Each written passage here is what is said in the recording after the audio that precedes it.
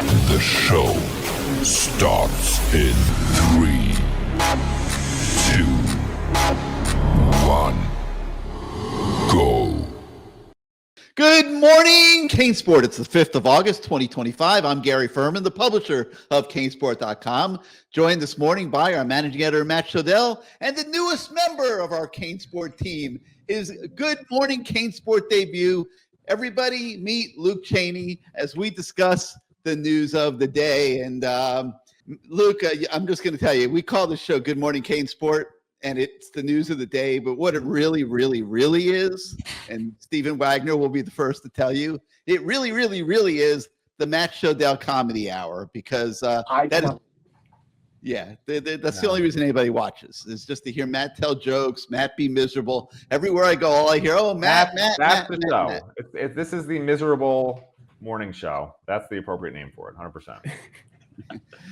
All right. So anyway, so tons going on. Yes, we do welcome Luke to our CaneSport team. A great new addition, and we'll be talking a little bit about some of the things that he's been working on lately. But I wanted to start out, guys, with talking about the continuation of fall camp. We're now 5 practices in as the team builds momentum, they hope, towards the August 31st season opener against Notre Dame at Hard Rock Stadium. And the shells went on today. They're no longer just in shorts. They put the shells on. So they're slowly transitioning to full pads, which should come Thursday, and then they should be having their first scrimmage of the fall on Sunday. So things are happening really, really fast. Matt Shodell, before I get to some of the specifics, Matt Shodell, your general impressions walking out of practice yesterday? Yeah, it was good. Luke, you see what I'm talking about? Oh yeah, welcome. By the way, welcome to Luke. I mean, I'm hoping that he can take over. Nobody wants to see this. That guy's a younger version of me who's much happier. He hasn't suffered through 20 years of horror movies every Saturday of the fall, anytime between 12 p.m. and midnight. So he still looks optimistic. I mean, look at him. He's got a smile. He's got not gray hair. And he looks genuinely happy. This is what we call somebody who has not watched the Miami Hurricanes since 2003. I will say the first Canes football game that I remember, I think going to and watching, was the 2010 Randy Shannon USF game. Oh yeah, that was Gary's 84th birthday. You remember that, Gary? We celebrated Gary's 84th that day. I remember that distinctly. God, what a debut! It's been a rough start. That's a rough game. Whoa, that's a rough game. That one was pretty brutal. Yeah. Was that the one where the guy was swinging around his crutch trying to hit people with it? Was that game? Yeah, there was all hell breaking loose. I remember that. And then Randy got fired after the game. They thought, I'm not even going to talk about it because it's a bad subject. But I mean, that was the day they thought they were going to hire somebody by the name of John Gruden to be the head coach of Miami, and everything. It got sold up the flagpole to Donna Shalala. She signed off on firing Randy that night, and we ended up with Al Golden instead of John Gruden. But boy, what a mess! Whew. Yeah, that's not. Practice has still been good, but they're still in shorts. So it's funny. People post on our comments, Luke, and they're going to say nasty things about Gary and myself, mainly myself. They'll be nice to you. They're always nice to the new person. But somebody did post, saying how they watched another podcast. I didn't know anyone else does podcasts. I thought we were the only ones, so I thought we invented it. But why are we saying that some guys aren't doing well? Because these other podcasts are saying everyone's doing great. And to which I responded something like, you can read the North Korea media all you want, but we're not here to make people happy, Luke. We're here to make people miserable like us. Nobody who's miserable wants to be around happy people. So you might be happy now, but if you have been on the show a lot, you will not. It won't take long before you're just like us, miserable and everything's terrible, and But the practices have been pretty good for the most part. There have been flashes here and there, but they're in shorts. So again, for people who are, the guy who posted it, he says, well, someone else says the defensive line looks great. How can the defensive line look great when they're in shorts? And you know, like you have to wait a little bit, okay? Just because other podcasters are telling you how amazing the defensive tackles are and how this safety looks great. You know, Jacoby Thomas, right? He looks great, but I haven't seen him tackle anybody. How can you say a safety looks great when you haven't literally seen him make a tackle? Okay, so everyone's just take a breath. Okay, some things do look good, and I will say this: surprisingly, the two best receivers of fall camp have been two guys named Jalen Upshaw and Joshua Moore, and it's not even close. You know, Malachi Toney, who flashed all spring, he's been okay, but Ray honestly has taken a step up, and they don't look that different at this point from each other. You know, I don't know. Malachi doesn't look like quite as fast and explosive. You know, either the cornerbacks have gotten a lot faster and quicker and better, or the receivers just aren't that good, or a combination of both. You know, maybe the receivers are good and the cornerbacks are great. I don't know. But like last year when we watched practices, the receivers time after time were getting open, like wide open on the defensive backs, right? And that's why we were telling you at this point, this is a problem, okay? But now it's the opposite. The cornerbacks are all over. Like nobody's getting open. And even in one-on-one where the receiver has a massive advantage because he knows his route and the quarterback knows his route. And these guys still aren't getting open. And that's unusual. I think for the 30 years I've covered the team and for the 150 Gary has, I can't remember it being like this in the fall. So either these cornerbacks are elite of the elite, or Miami's got a big problem at wide receiver. And I don't know which it is. It could be a combination, Matt. It really could. You know, yeah. I mean, I'm with you all the way. It's like this is the time of year where every team in the country is going to win the national title. And, you know, I agree with you that Upshaw has been one of the better looking receivers out there. And Joshua Moore is the differentiator, right? Oh, like he made a sick catch yesterday. Sick. I mean, he almost broke the wall. They almost had to rebuild the entire indoor practice facility because he tried to run through the wall after making a catch. Yeah, so that's the offensive, good news. Then the defensive good news is what Matt's talking about. I mean, the secondary has been unbelievable to my eye. These first five days of practice. I mean, the coverage is so much better than what it's been. I can't even remember. It's been a long time since the DBs looked this good. Now, Matt makes a good point.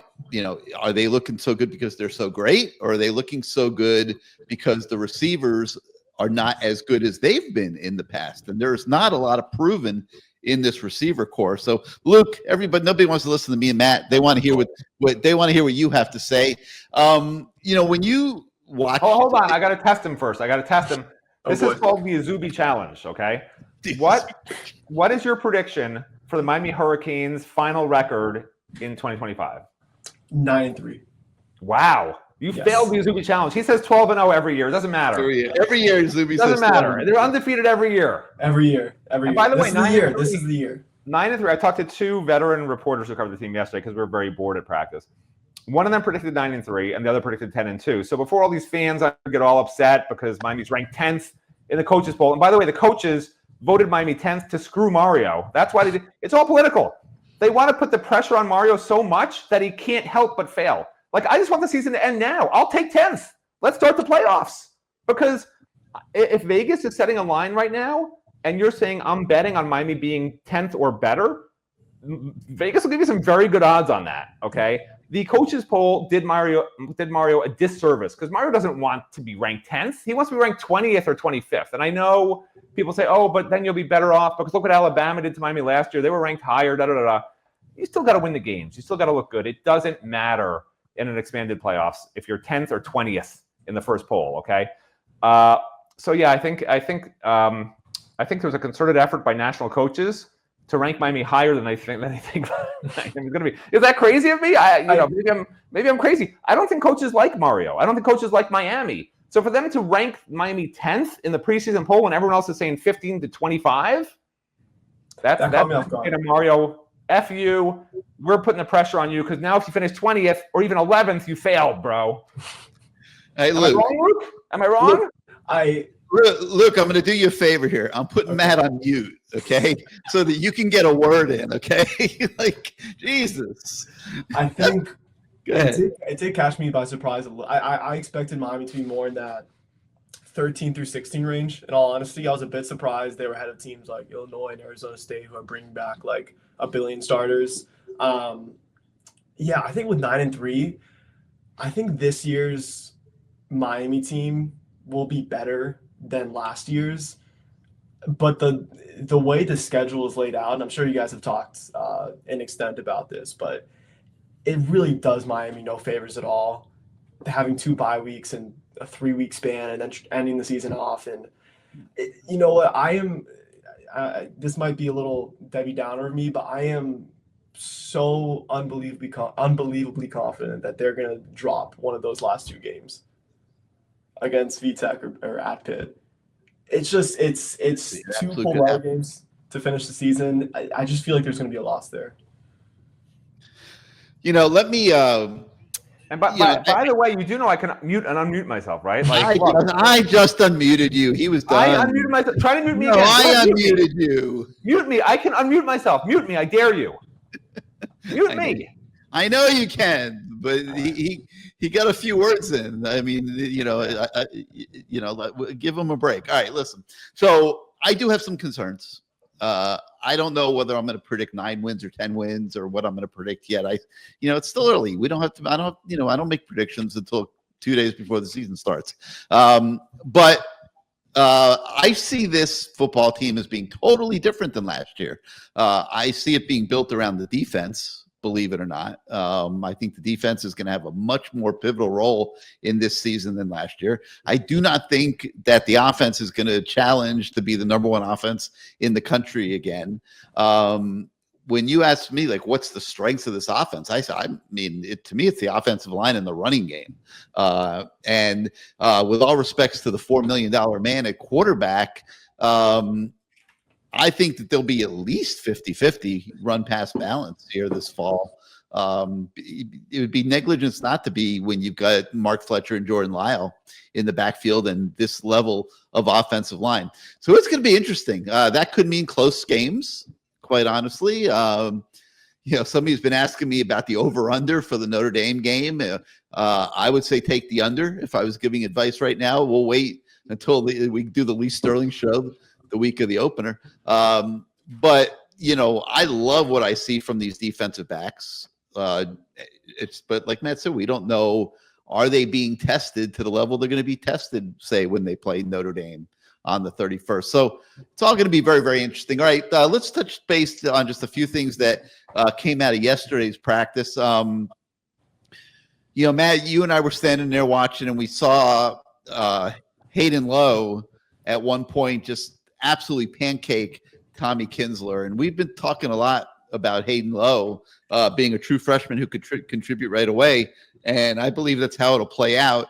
He's just so much stronger than your typical freshman up front. Yeah, and by the way, I also, since I couldn't interrupt, I did talk to another reporter who predicted that they beat listen to this. This actually could happen. He predicted they beat Notre Dame and Florida and finished with 2 losses in the regular season. So to which I responded, I doubt that's going to happen. But I think the Notre Dame matchup it's not a good one for Miami, because if Miami's cornerbacks are as good as I think they are, Notre Dame's breaking in a new quarterback, and it would be great for the first game of the season for that team to come out with a game plan of, we're going to attack the cornerbacks because Miami's cornerbacks were ranked 70th in the country last year, and but Notre Dame's not that team because they have a new quarterback. So they're going to be a very conservative, run-heavy approach to start the game for sure, which sort of takes Miami's strength on defense out of the equation a little bit. That's my own personal feeling. I don't think it's a great matchup. Anyway, your question was about what? Hayden Lowe. Hayden Lowe. Yeah. So people on the message boards are freaking out about Hayden Lowe playing defensive tackle because he's 255 pounds. No program at Miami's level should be playing a guy inside that's that weight. Here's the reason why they are, and why he will succeed there, in my opinion. Pound for pound, like, remember, there's always the freaks, right, in the weight room, and we haven't had access to the weight room like we used to, but back in the Andrew Swayze days and whatever, like, he would name a freak, and the freak was always the guy who, pound for pound, was just off the charts, strength-wise, speed-wise, for his weight, whatever it is. It was just something that just doesn't happen, right? And that's Hayden Lowe. Hayden Lowe, pound for pound, is one of the strongest defensive linemen I've ever seen as a true freshman. I've never seen a true freshman, pound for pound, pick up a guy 80 pounds heavier than him and just throw him 4 yards into the backfield like Hayden Lowe did yesterday, okay? And it's not the first time he's done it in front of us, and we don't watch the whole practice. So I guarantee you, for every time he's seeing it, just like every person who complains about me on this show, there's 50 others who think it, how horrible I am, right? For every time we see Hayden Lowe do it, there's 50 times he's doing it that we don't see it because we're not watching that level of practice all the time. So yeah, he's a 255-pound end and tackle, and part of the reason why he's playing tackle is because Ruben Bain and Akeem Messidor don't want to. And this isn't the old days where you just say, "Hey, you're playing tackle," right? Because they are here for their NFL money. Messidor trimmed 20 pounds of weight, and good for you, Gary, for getting in his face at media day and saying, "Akeem, is it true you lost weight so you don't have to play defensive tackle?" To which Akeem strangled Gary. I was having fun. And then denied it. Now, Akeem didn't deny it. Akeem's like, he like hedged for those that watched it. It was kind of funny because he clearly doesn't want to play tackle. We know this. And then Ruben Bain doesn't want to play tackle either. And you know what? They want to make their money at defensive end in the NFL. And bigger defensive ends who have power and explosiveness and can set the edge, that's what you want in the NFL. So I understand why they want their tape to be at end and not at tackle, where they're not going to look as good for NFL scouts. But there's a dearth, Gary, you can look it up. I know that Luke knows what it means. There's a dearth of talent, DEARTH, Gary, when you put it into your spell check. There's a dearth of talent at tackle and depth at tackle. They're using, it looks right now like it's going to be Justin Scott and David Blay as the two guys, okay? And I know we can't talk depth charts, but that's what I believe /see is happening. Ahmad Moten's a career backup for a reason. David Blay was at Louisiana Tech last year, and his coach literally already told us, his defensive tackles coach, Damian Lewis, already told us that he's as slow as Gary Ferman in the 40. Okay, the guy can't move. He literally said, he looked at Gary and he said, "Gary, David Blay is probably slower than you." Was that the quote? No, he said David Blay doesn't move. He literally said that. He said the good news is that nobody can move him. Literally, Damian Lewis said that about his own player. Like, I'm not making that up. He said he can't move, but nobody can move him. He's an anchor, which is great if people run right at him. But I'm pretty sure in football, the offensive running back doesn't run right at David Blay to let him tackle him, right? So I'm not sold on David Blay. And then next to him, you got a guy who they didn't play enough reps last year because he apparently wasn't big, strong, and fast enough. He's worked on it this offseason. I didn't realize that was the issue until this fall camp when they started talking to us about it. And Justin's put on some good weight, but it's to be determined if he can hold up against Notre Dame's offensive line, which is a really good offensive line, right? So that battle, and we'll be writing about this, that battle of the interior offensive line for Notre Dame against the interior defense of Miami, Hayden Lowe might be the difference maker. And people are going to think I'm nuts because he's 255 pounds, but he plays like he's 305, and he runs like he's running a 4.40 compared to interior offensive linemen, okay? He will run around them, through them, over them. He's not big, but I'm telling you guys, for fans who just look at his weight and say he can't do it, you're wrong. And I've never been wrong. Luke, you'll learn that. You've never been wrong. Luke, it's a good time for me to segue here into a story that's on the website today about, the concept is how difficult it is for a true freshman coming in to get himself into the mix and be prepared and ready to play. And, Luke spent some considerable time talking to Herbert Scroggins, the true freshman, and, came out with a really good article just about what a freshman goes through coming into college, how, he had to try to gain weight. He's trying to, figure out what he needs to do to get playing time. It's a very important thing to him to get into the rotation. Luke, why don't you take a moment and give us your impressions of, what Herbert had to say about his transition from high school into college. And you guys can read the full story on the website. It's up there today. Yeah. So with Herbert Scroggins, another factor to kind of keep in mind with that is that so many other freshmen, he was an early enrollee. So we got here in January as, I don't know if it was 17 or 18, but as basically a high school senior, right? Or not basically, as a high school senior. And one of the things that he really talked a lot about, which is something that, we all discuss about, hey, when, especially players in the front seven, when they get to college, they usually put on a lot of weight, right? So Scroggins entered college at 6'3", I think it was 223, right? So I mean, especially for a P4 edge, a bit thin, right? And now he's at 245. So he's put on a considerable amount of weight. It's 22 pounds in the span of 6 months. And we always mention like this player gained X amount of weight and since this past offseason and whatnot. But I mean, there's just so much that goes into that, especially for, a true freshman who has never, unlikely has never, purposefully gained so much weight in such a short amount of time. And he spoke about, how he felt like heavier, how it's like he felt the extra weight in his back. One of the things that I did, which I didn't put in the article, I did this afterwards. So this is a Good Morning CaneSport exclusive. I was curious as to like roughly like how much, because I've been, not to get on my own little tangent, but I'm trying to gain some weight too, be on a little bulk, gain some muscle, right? Not 22 pounds. It's called go to the gym, Luke. You got an LA Fitness down the street from your house. No, get up in the morning, go in there, start pumping some iron. And I've been doing that. I've been eating my bagels, my peanut butter and whatnot.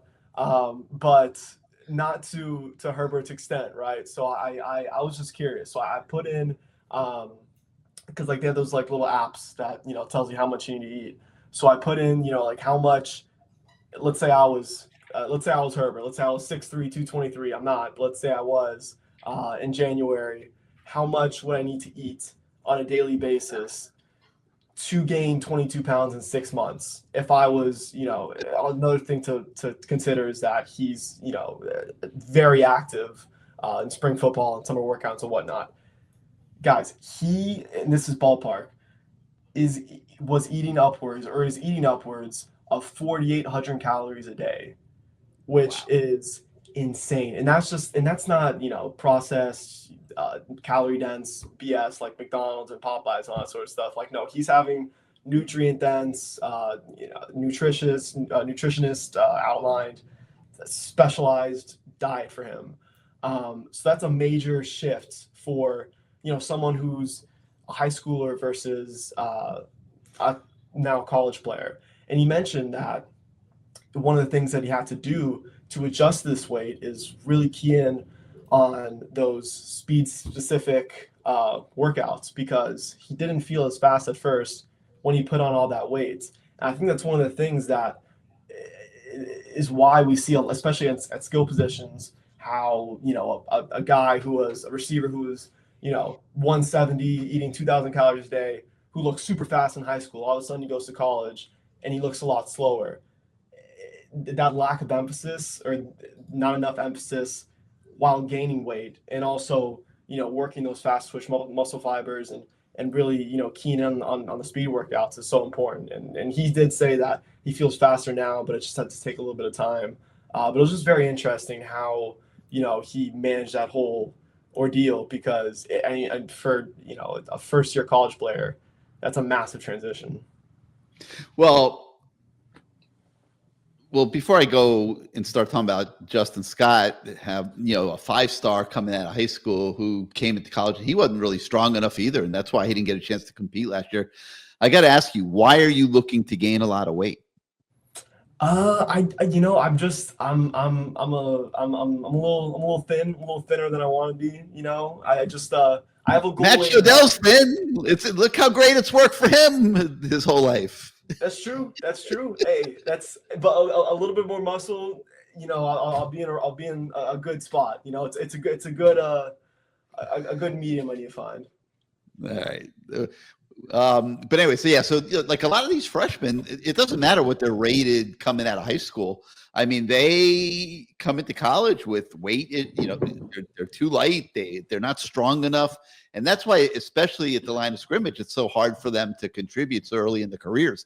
But that's where a guy like Hayden Lowe, I mean, coming in with the brute strength of an upperclassman is such an anomaly, but it's also why you're going to probably see him on the football field very early this year, probably as soon as August 31st. I memean, he is physically prepared for that challenge.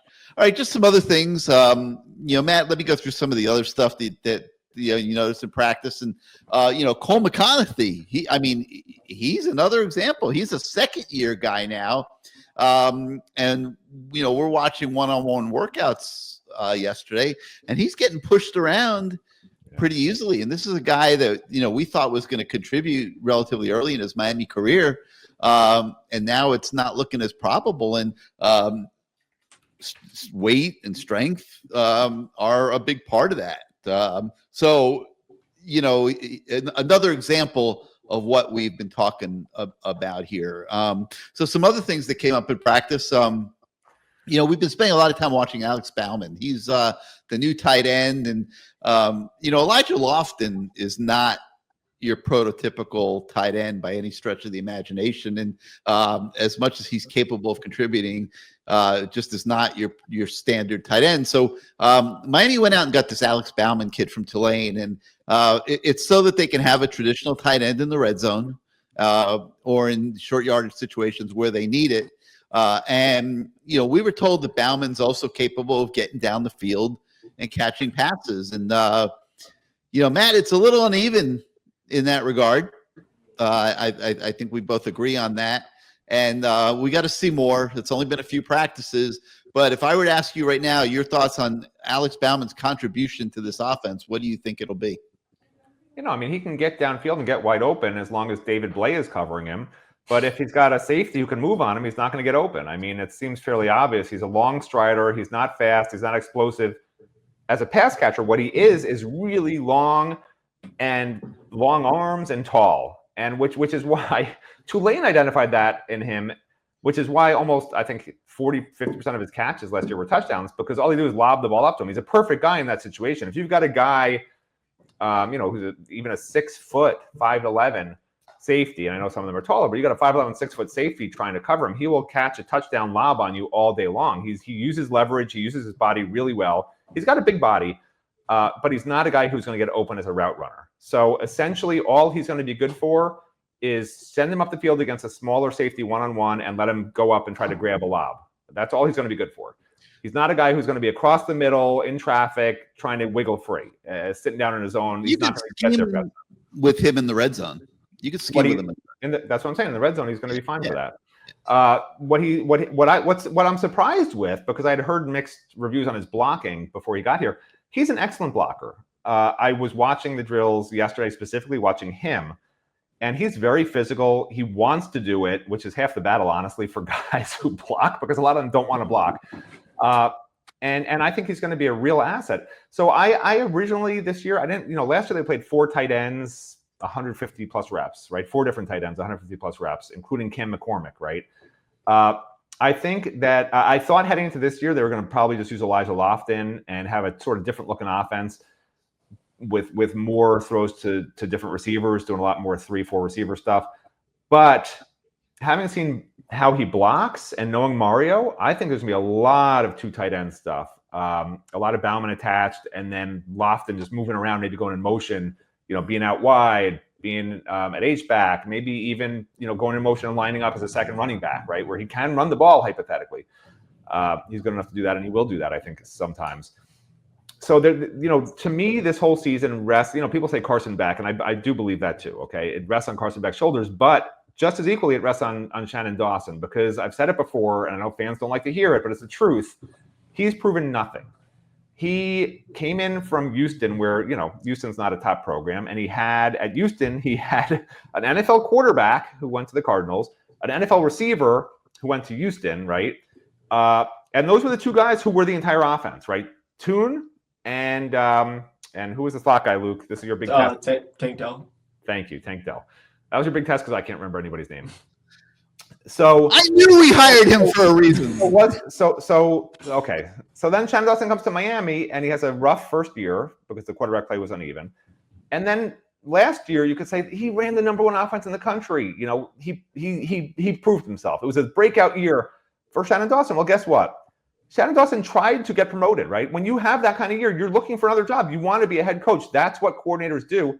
Nobody wants to hire Shannon Dawson, which tells you something. It was the Cam Ward offense. I'm sorry, Shannon. It was the Cam Ward offense. So now this is Shannon Ward's money year. This is the year where Shannon Dawson can say, it wasn't Cam Ward. Look what I did with all my receivers. You are ruthless. Tight end gone. This is his year to prove himself. Ruthless. Okay, his agent put him out all over the place. I'm not here to make friends. I'm here to make enemies. I'm hoping you're going to ban me from practice. You think I want to get up in the morning every day and go to practice? I'm hoping they ban me. You're getting close on both. I'm trying to get banned. I do everything I can to get banned from the show and banned from practice so I can sit at home. It's like getting workers' compensation, right? Oh, I wish I could go to practice, Gary. I wish I could work all day. But Shannon Dawson, he banned me from the practice field because I said something bad. I'll just stay at home and eat bagels and knishes and go to Starbucks and get my matcha, and that'll be my day. I'm hoping that happens. So here's the truth. The truth is his agent put him out all over the place. Okay, no argument. Literally just said that. Yes, he did, and he was trying to get a head coaching job, and he didn't. But to say nobody is interested in Shannon, it's not like every Division I team in the country was looking for a head coach. Okay, so let's be fair. We don't know yet whether Shannon Dawson's going to be a head coach. Okay, to say he's done nothing. I get he's proven. He's done a lot. He ran the number one offense. He's proven nothing to me. It's my opinion. I understand, and I get your point. There's no coordinator on the planet that doesn't have talent to work with that is going to be successful. You have to have talent to be successful. Okay, here's what he's proved. Here's what he's proved. We already know what you think. I'm going to tell you what he's proved. Let's hear. He's proved he could evolve as an offensive coordinator. Okay, he came in here as an air raid guy, pass. Mario Cristobal said, look, I'm going to give you the Alabama run game. Okay, I want the Alabama run game and play action incorporated into the air raid to create a modern day version of an offense, that can both run the ball, be physical, and throw the ball. And you know what, Matt? He's accomplished that. He accomplished that last year. Now, did he have the personnel to do it? Yes. Is he going to have the personnel to do it this year? I'm not convinced. Gary, you and I both know that if Cam Ward was not here last year, that offense probably ranked 60th in the country in total yards and probably scoring offense. So don't sit here and tell me he's this magician who created a new offense that's revolutionary at the University of Miami. Luke, help me. Help me with Gary. Don't listen to Luke. There's no helping Gary.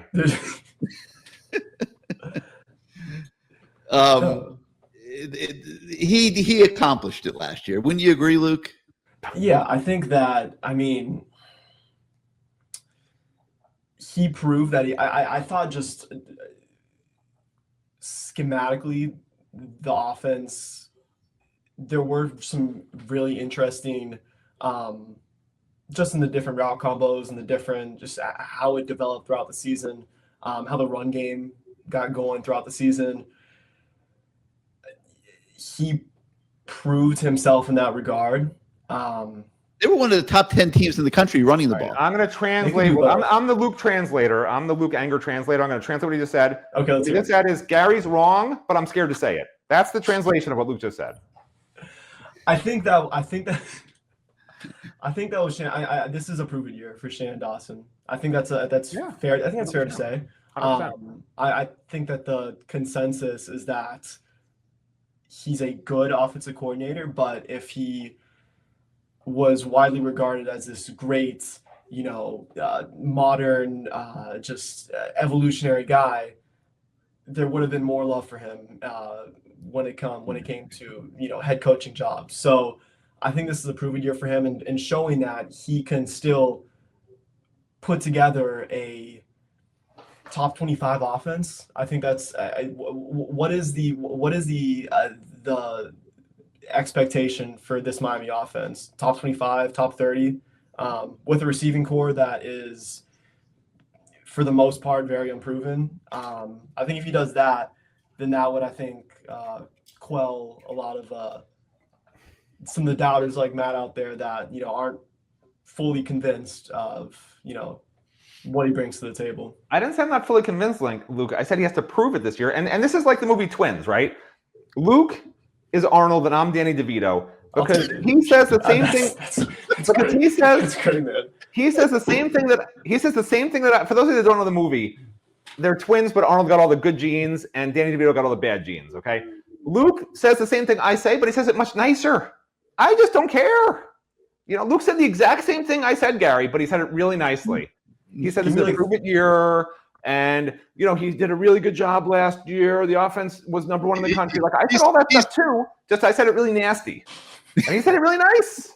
But we said the same damn thing. Luke's feeling his way. He wants people to like him. He's not here to antagonize like you are. Within this entire mess, there's a good point in that Shannon Dawson has to do it differently this year. Okay, he does not have to have the same personnel like he had last year. There's no Arroyo. There's no Jacoby George. There's no Restrepo. I mean, we can argue all day. Some people want to say Restrepo was the number one receiver. I don't call him a number one receiver. He was a possession receiver who got a lot of targets. Okay, but the point is they don't have those kind of guys this year. The dude had back-to-back 1,000-yard seasons, but he's not a number one receiver. Okay, got it. I'll make a note for that next time they have that. Okay, Josh Moore has potential to be a number one receiver. I was talking to Ed Orgeron. I'll give you an example. I was talking to Ed Orgeron out of practice, and we were just talking. Hey Ed, what do you think? Blah blah blah blah blah.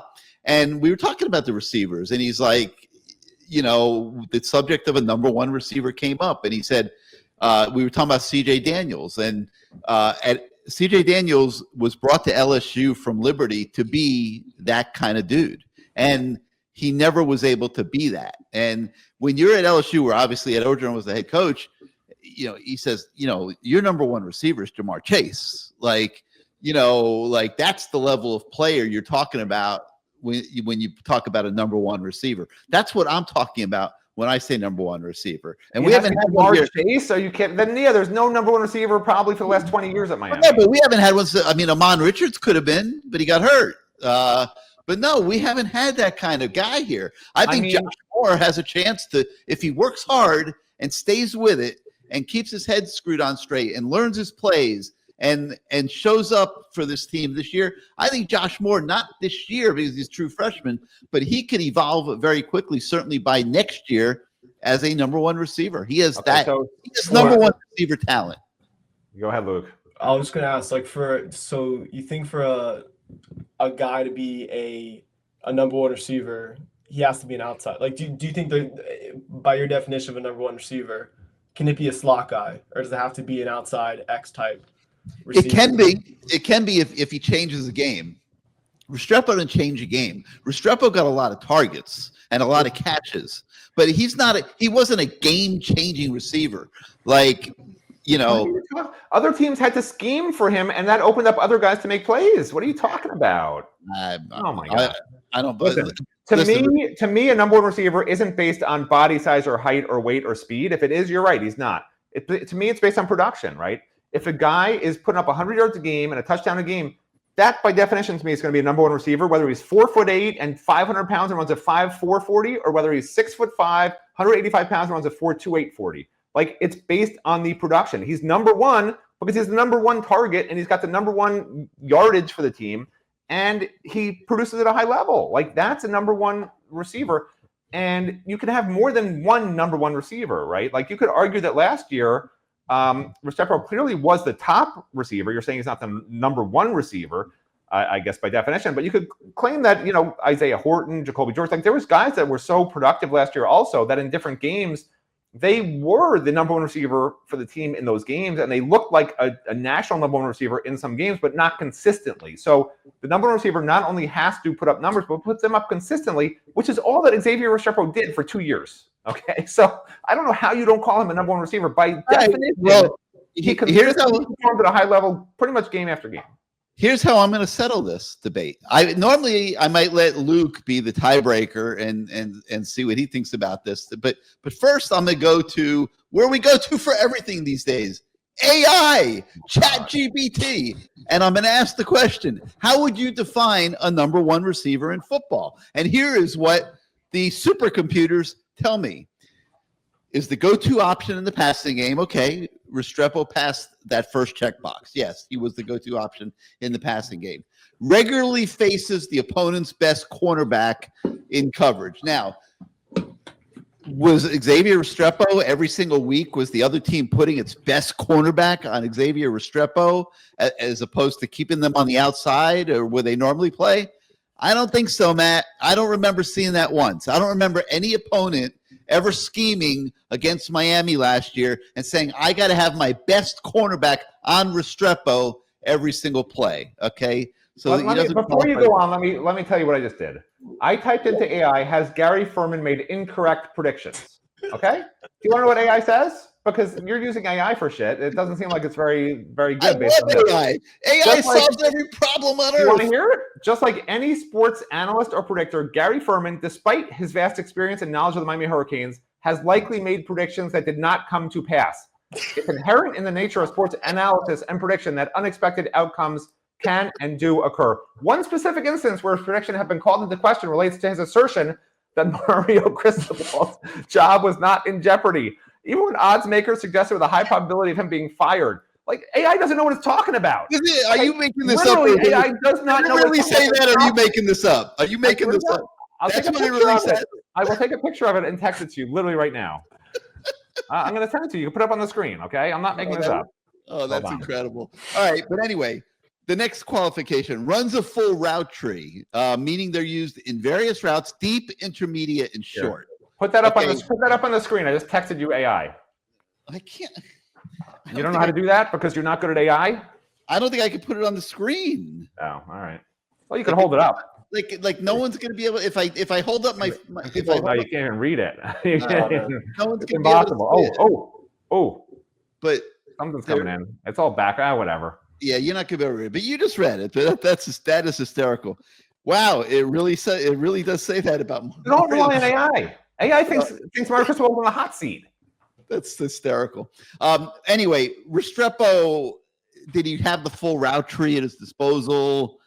You could debate that. I mean, he had a couple of deep balls from time to time, but for the most part, he was a possession receiver. A number one receiver can line up both outside and in the slot.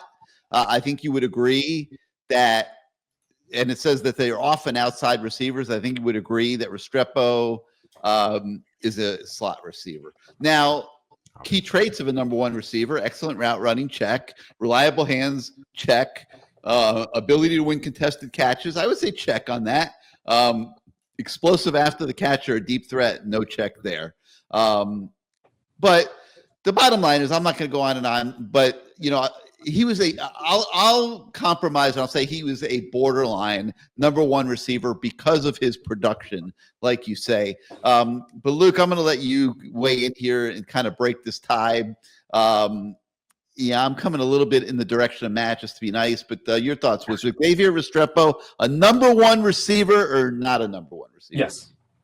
All right. I'm firmly on Team Matt for this. I'm firmly on Team Matt for this debate. Good for you, Luke. He absolutely was. Once Luke saw that AI thinks that you're an idiot, Gary, he's like, yeah, I'm not going with that. That was all I needed. All right. Let's see. A couple other things that came out of practice. Matt, you already mentioned David Blay and Justin Scott at tackle. Marquise Lightfoot, Armando Blunt getting worked in different spots. That's all good. Chase Smith, physically, if you relate to the fact that he's playing linebacker, looks as good physically as anybody on the football team. He's big. He's fast. He really does. I don't understand why Chase Smith has not, I know he had injuries obviously early in his career, but I don't understand why he has been unable to really bust out here in the later stages of his Miami career, because physically he is extremely good, should be a special teams absolute warrior this year. And so we'll be keeping our eye more Yeah, I mean, I know we can't talk depth charts, but he has been working in for 1 reps at middle linebacker. So if Mohamed Toure, whatever. Toure, it's Toure. Yeah, I know you said Toure, but the players call him Toure. So if Mohamed Toure, like, he's a little limited, right? Because he's had an ACL last year, whatever, but he's practicing in part, and he's certainly moving around pretty well. But if he's not quite 100%, Chase Smith might be the next guy up. It's hard to tell. They got guys like Popo Aguirre could also work there, obviously. But Chase Smith looks the part. He's just not really quite that explosive. But size-wise, physical-wise, he's certainly got what you need. Heatherman walks in the door, and he looks at Chase Smith, and he's like, Chase Smith looks like a freaking linebacker. Yeah, he's like, I gotta find some use for this guy. And that's what a good coordinator does. Like, he fits his scheme to the players and does different things with players. And Heatherman's supposed to be really, really good at that. So we'll watch how that continues to evolve here moving forward. All right, one last thing I did want to bring up before we leave, since we do have Luke on the show. Luke is going to be our basketball maven at CaneSport. He's going to be bringing you guys lots of coverage on basketball recruiting. And he did have a story that's on the website about a top 50 point guard by the name of O'Neal Delancey that's being recruited by Miami, and Miami's in the mix there. And Luke, a little bit about O'Neal Delancey. Your just general thoughts on that story? Yeah, really talented 27 guard.